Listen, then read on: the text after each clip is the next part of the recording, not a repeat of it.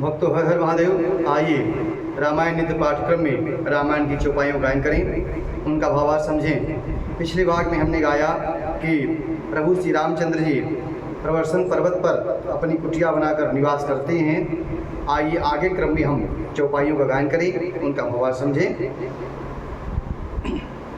घन घमंड नभ गरजत घोरा, प्रियाहीन डर पत मन मोरा। दामिनी दमक रह नघन माही, खल के प्रीति जथा स्थिर नाही। आकाश में बादल घुमड़ घुमड़ कर घोर गर्जना कर रहे हैं और सीता जी के बिना मेरा मन डर रहा है। बिजली की चमक बादलों से उठती, बादलों में ठहरती नहीं, जैसे दुष्ट की प्रीति जो है वह स्थिर नहीं रहती है। बरसहि जलद भूमि बरियाए, जथा न वही बुध विद्या पाए। बूंदयगात सहई गिर कैसे, खल के बचन संत सह जैसे। बादल पृथ्वी के समीप आकर बरस रहे हैं, जैसे विद्या पाकर विद्वान नम्र हो जाते हैं। बूंदों की चोट पर्वत कैसे सहते हैं, जैसे दुष्टों के वचन संत सहते हैं। क्षुद्र नदी भरी चली तोराई, जस थोर हूँ धन खलैत राई। भूमि परत भा ठावर पानी, जनु जीवहि माँ या लपटानी। छोटी नदियाँ भरकर किनारे तुड़ाती हुई ऐसे चली, जैसे थोड़े से धन से दुष्ट इतरा जाते हैं, मर्यादा का त्याग कर देते हैं। पृथ्वी पर पड़ते ही पानी गंदा हो जाता है, जैसे शुद्ध जीव माया के लिपट जाने पर हो जाता है। समिट समिट जल भर ही तलावा, जिमि सतगुर जन पहियावा। सरिता जल निधि महु जाई, होई अचल जिमि जीव हरि पाई। जल एकत्र होकर तालाब में भर रहा है, जैसे सद्गुण एकत्र सज्जन के पास हो रहे हों। नदी का जल समुद्र में जाकर वैसे स्थिर हो रहा है, जैसे जीव हरि को पाकर अचल और आवागमन से मुक्त हो जाता है। हरित भूमि तन संकुल, समुझ पर ही नहीं पंथ। जिमि पाखंड बाधते, गुप्त होई सदग्रंथ। पृथ्वी घास से परिपूर्ण होकर हरी हो गई है, जिसमें रास्ते नहीं समझ पड़ते हैं, जैसे पाखंड मत के प्रचार से सदगंध लुप्त हो जाते हैं। दादुर्धन चहूँ दिशा सुहाई, वेद पढ़ई जनु बटु समुदायी। नव पल्लव भय बिट पयने का, साधक मन जस मिले विवेका। चारों दिशाओं में मेढकों की ध्वनि ऐसी सुहावनी लगती है, मानो विद्यार्थियों के समुदाय वेद पढ़ रहे हों। अनेक वृक्षों में नए नए पत्ते आ गए हैं, जिससे वे हरे भरे और सुशोभित हो रहे हैं, जैसे साधक का मन विवेक प्राप्त होने पर हो जाता है। अर्क जवास पातु पिनु भयऊ, जस सुराज खल उद्दम गयऊ। खोजत कतहूँ मिलही नहीं दूरी, करई क्रोध जिमि दर मही दूरी। मदार और जवासा बिना पत्ते के हो गए हैं, जैसे श्रेष्ठ राज में दुष्टों का उद्यम जाता रहा। धूल कहीं खोजने पर नहीं मिलती, जैसे क्रोध धर्म को दूर कर देता है। शशि संपन्न सोह मही कैसी, उपकारी के संपत्ति जैसी। निशितम घन खद्योत विराजा, जनुदम्भी कर मिला समाजा। अन्न से युक्त पृथ्वी कैसे शोभित हो रही है, जैसे उपकारी पुरुष की संपत्ति रात के घने अंधकार में जुगनू शोभा पाते हैं, मानो दम्भियों का समाज आज उठा हो। महावृष्टि चली फूट कियारी, जिम सुतंत भय बिगरहि नारी। कृपा निवारहि चतुर किसाना, जिम बुध तजहि मोह मद माना।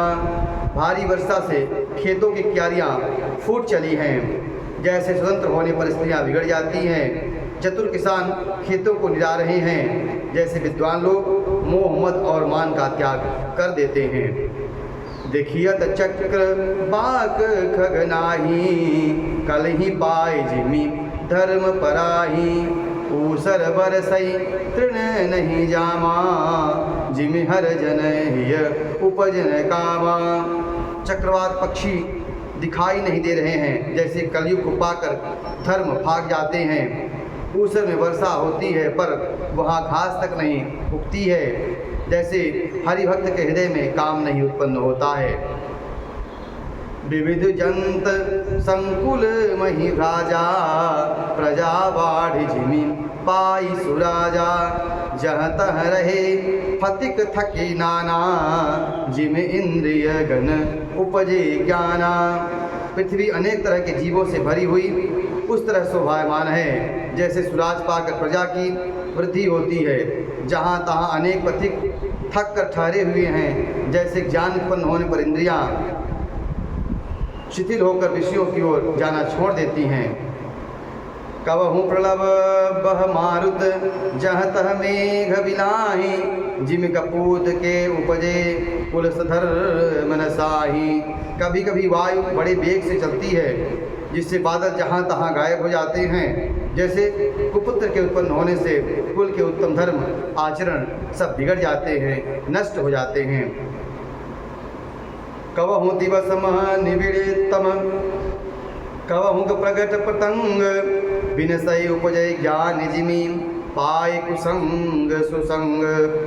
कभी दिन घोर अंधकार छा जाता है, कभी सूर्य प्रकट हो जाते हैं। जैसे कुसंग पाकर ज्ञान नष्ट हो जाता है और सुसंग पाकर उत्पन्न हो जाता है। बरसा विगत शरद ऋतु आई, लक्ष्मण देखहूँ परम सुहाई।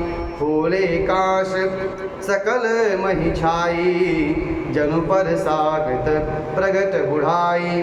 प्रभु श्री रामचंद्र जी लक्ष्मण से कहते हैं, हे लक्ष्मण देखो, वर्षा ऋतु बीत गई और शरद ऋतु आ गई। फूले हुए कांस के साई पृथ्वी छा गई, मानो वर्षा ऋतु ने अपना बुढ़ापा प्रकट कर दिया। उदित अगस्ती पंथ जल सोसा, जिमिलो भई सो खई संतोषा। सरिता सर निर्मल जल सोहा, संत हृदय जस गत मद मोहा। अगस्त के तारे उदय होकर मार्ग के जल को सोख लिया, जैसे संतोष लोभ को सोख लेता है। नदियों में और तालाबों का निर्मल जल ऐसे शोभा पा रहा है, जैसे मद और मोह रहित संतों का हृदय। रस रस सूख सरित रस पानी, ममता त्याग करहि जिम ज्ञानी। जानि शरद ऋतु खंजन आए, पाई समय जिमि सुकृत सुहाए। नदी और तालाबों का जल धीरे धीरे सूख रहा है, जैसे ज्ञानी पुरुष ममता का त्याग करते हैं। शरद ऋतु जानकर खंजन पक्षी आ गए हैं, जैसे समय पाकर सुंदर सुकृत आ जाते हैं। पंकन रेणु सोह रस धरनी, नीत निपुण निपकै जस करनी। जल संकोच विकल भई मीना, अबुध कटुम्बी जिमि धनहीना। न कीचड़ है न धूल, इससे धरती ऐसे शोभा दे रही है, जैसे नित निपुण राजा की करनी। जल के कम हो जाने से मछलियाँ व्याकुल हो जाती हैं, जैसे मूर्ख कुटुंबी धन के बिना व्याकुल होता है। बिनु घन निर्मल सोहय कासा, हरिजन इव परि हरि सब आसा। कहूँ कहूँ वृष्टि सारथि थोरी, कौए एक पाव भगत जिमि मोरी। बिना बादलों का निर्मल आकाश ऐसा शोभित हो रहा है, जैसे भक्त सब आशाओं को छोड़कर शोभित होते हैं। कहीं कहीं सरल थोड़ी थोड़ी वर्षा हो रही है, जैसे कोई विरले ही मेरी भक्ति को प्राप्त करते हैं। चले हरस तज नगर निप तापस बनिक भिखारी जिमि हरि भगत पाय श्रम तजहि आश्रमी चारी। राजा, तपस्वी, व्यापारी और भिखारी हर्षित होकर नगर छोड़कर चले। जैसे श्री हरि भक्ति पाकर चारों आश्रम वाले श्रमों को त्याग देते हैं। आज के पाठ्यक्रम में इतना ही। अगले भाग में हम आगे के चौपाइयों का गायन करेंगे, जिसमें प्रभु श्री रामचंद्र जी अपने भाई लक्ष्मण से कहते हैं कि समय बहुत बीत गया और सीता का खोज नहीं मिला, समाचार नहीं मिला। उन प्रसंग के हम चौपाइयों गायन करेंगे। वीडियो अच्छा लगा हो तो यूट्यूब चैनल को सब्सक्राइब जरूर करें, शेयर करें। जय श्री राम करें। सादा जय श्री राम। हर हर महादेव।